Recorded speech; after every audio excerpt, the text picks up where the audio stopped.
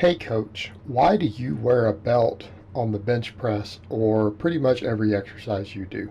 It's a question I get asked quite a bit, and it's one that I think needs to be addressed, and a lot of it has to do with some misconceptions about belt wearing, and at least one of which I am responsible for spreading years ago, and it's something I've done my best to retract and correct because I was wrong. Right? See how that works when you're wrong? You do your best to correct it. And I've tried to do so. So in the case of the belts, a lot of times someone will see me doing it on a bench press, and they're like, "Well, I don't understand. How does that help you with a bench press? Are you trying to protect your back? Isn't that why we wear a belt?" And that's an enormous misconception. Okay, we do not wear a belt on big lifts to protect our back. The evidence for that is lacking. Although maybe in theory, since you can brace your core harder, maybe it will help protect your back to some extent, but not really in the sense that because we're going to use a heavier weight with a belt, that the additional back protection that we might get from that's going to be offset from the fact that we're stronger when we wear a belt. And if we're doing that, then we're just stacking more weight on the spine and everything again anyways. So it's probably no real net benefit. And that's something that people have to remember. We are stronger when we wear a belt, or we have the potential to do so. And so if that's the whole point and we're stronger when we wear a belt, let's come back over to why we would wear it on a bench press or a floor press, okay, or a curl. Because yes, I do advocate if you're going to do heavy standing curls, why wouldn't you wear a belt? If belts, when worn correctly and used correctly, allow us to raise intra-abdominal pressure because we brace our abs against them and brace our abdominal wall against the belt, which increases neuromuscular efficiency, means we get better muscle fiber recruitment. Okay? And we get an irradiation effect. Well, if that makes us stronger on a squat and a bench press, why wouldn't we wear it on a curl? Do you not want to get better muscle fiber recruitment on a curl? Isn't that the whole point of doing any exercise? So let's come back over to the point. If belts allow us to recruit muscle fibers more effectively through raising intra-abdominal pressure and a radiation effect, why wouldn't we wear a belt on any exercise that we can wear a belt, in which the belt doesn't get in the way? Why wouldn't we? There's no logical reason to not wear the belt if you have one. There is no actual reason for it. And you'll get people who will say, well, I only wear it on my heavy sets. Well, why? What do you mean? You're not wearing it on your ramp-ups, your warm-ups? I would ask the question of, what do you think the purpose of a warm-up is? To get you into the groove on a movement. And if your bar path is slightly different with the belt because of the better bracing, you're not warming up on the same exercise, are you, if you're not wearing the belt? Therefore, why did you bother to warm up at all? Like, don't even bother to warm up. If that's going to be your logic, that you would do a different exercise to warm up than what you're about to max on, why did you bother warming up? There was no benefit. Not like we warm up to prevent injury. I hope you don't think that that's the case.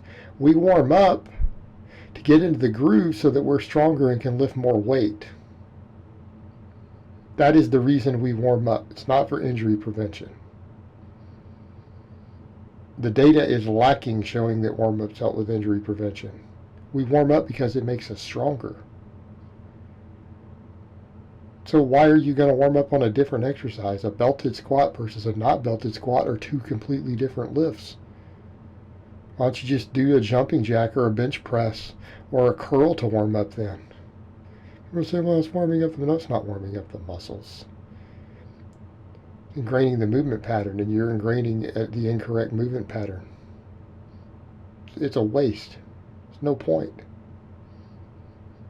You just wasted 10 minutes of your gym time.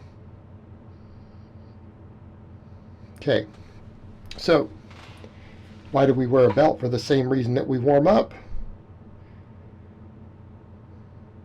It makes us stronger. It gives us better muscle fiber recruitment on our peak sets and our maxes.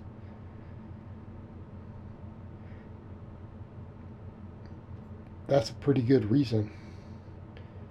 Now, people will say, well, aren't you worried about your abs being weak? Well, no, for a couple of reasons. You're all training your abs outside of your lifting, right? I hope you guys are all training your abs and your core. You see me do 600 plus pound high rep reverse hyperextensions. Okay? Because when we talk about the core, it's not just your abs, it's everything. I do lots of crunches. I do hanging leg raises. I do heavy standing band crunches. I train my abs directly. Why wouldn't I?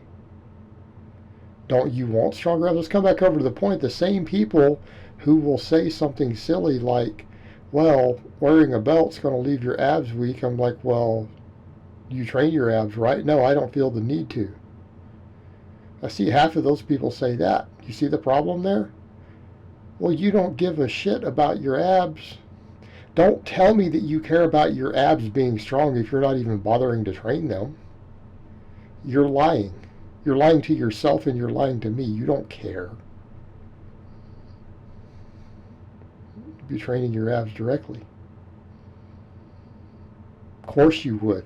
I do. The reason I squat 600 pounds. Maybe some of you who are saying, well, I don't see the need for it, and you look and they squat 400 pounds. Well, you don't think that's a factor in why you're weak still? Maybe if you started training your abs, your 400 squat would turn into a 450. Be a pretty good idea. Training beltless doesn't do that, and let's come over to that also. I used to believe that, and I was stubborn on it. I'm not wearing a belt most of the time. I'm going to train beltless because I'm a man. I don't need no belt.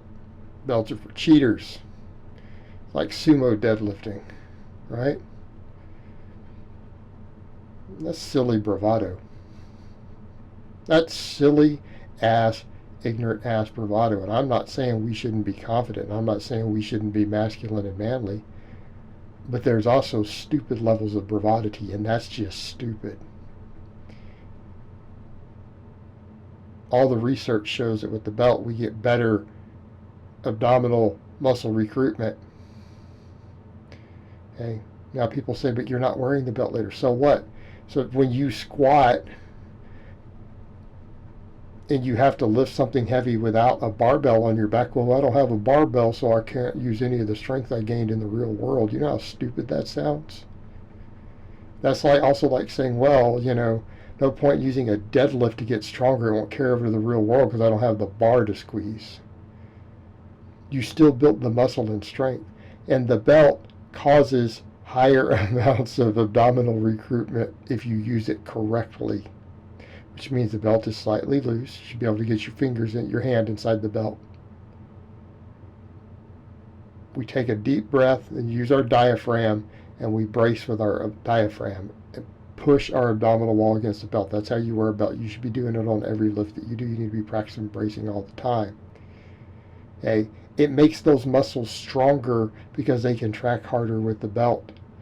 That strength in the muscle, because what does strength mean? The muscle gets stronger when we hypertrophy it.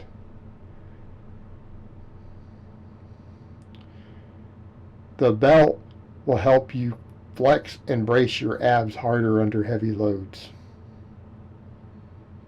That will make your abs bigger and stronger. And just because the belt's removed doesn't mean the size and strength you put in the muscle isn't there. Any more that when you don't have the barbell, that all the muscles that you gained in your back and your legs and everything from squatting or deadlifting or whatever else you did isn't there. Strength is still there. And I can tell you right now, just because a guy builds up and builds a 600-pound squat with a belt on, like me, for example, I can promise you there is zero chance if you throw a 500-pound squat on me that I'm going to buckle. Now, people say, but you can't squat as much without the belt. Well, of course not. And neither can you. That's the whole point. That's why we wear the belt. But it doesn't mean that I'm at risk of missing a 500 squat or even a 550. Okay?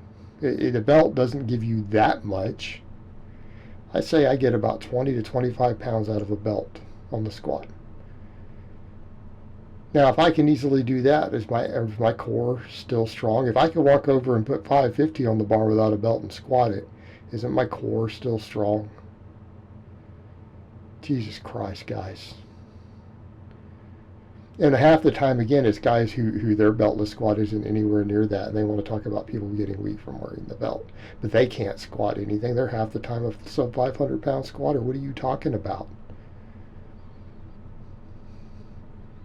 Quit making silly ass excuses. Drop the bravado and get strong. Use the tools that we have available.